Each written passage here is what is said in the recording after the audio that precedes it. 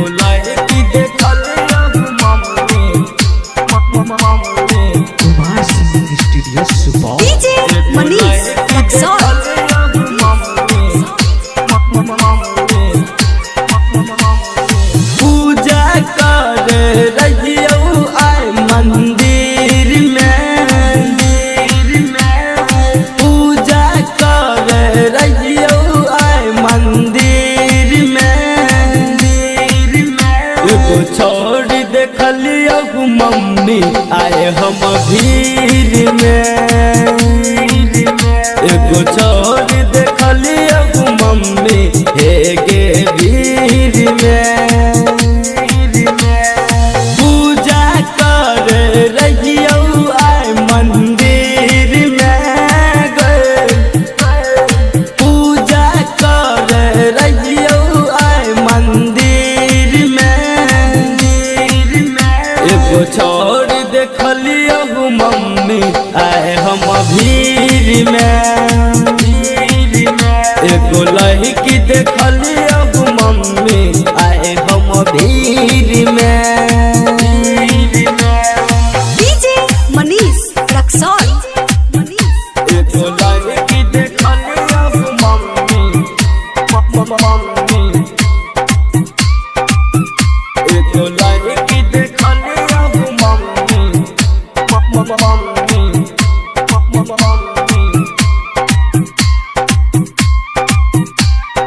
आए हम भीड़ में आए हम भीड़ में बैस गेलौ मन में चीतो न जाय छो अन में रोजे वो कर सपना आबो कदे नहीं है लगन में बैस गेलौ मन में चीतो न जाय छो अन में रोजे वो कर सपना आबो कदे नहीं है लगन में बस गहलो या हमरा मन मंदिर में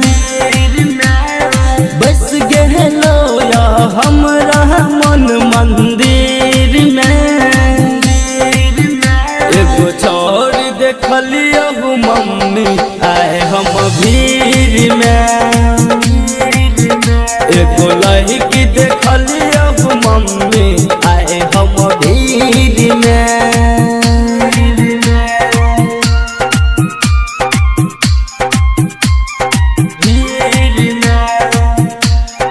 डीजे मनीष रक्सौल। लड़की देखलियो मम्मी एगो लड़की देखलियो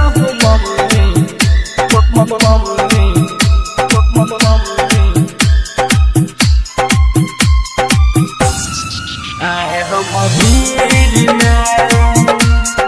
आए हम भीड़ में लमहर लमहर केस गे घूर जना वकर फेस गे देखते वकरा पागल भेल बेटा तोहर रमेश गे लमहर लमहर केस गे घूर जना वकर फेस गे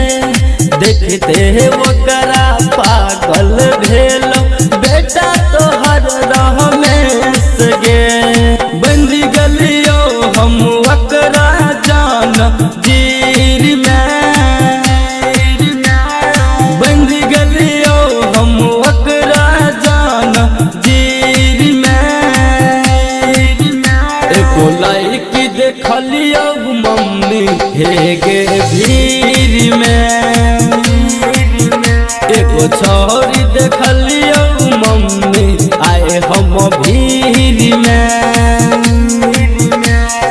पूजा कर रहियो आय मंदिर में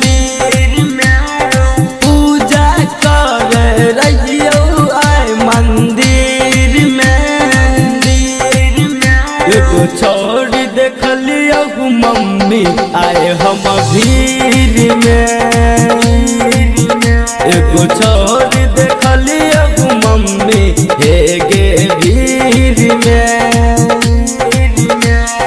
कुमार सिंगिंग स्टूडियो सुपौल।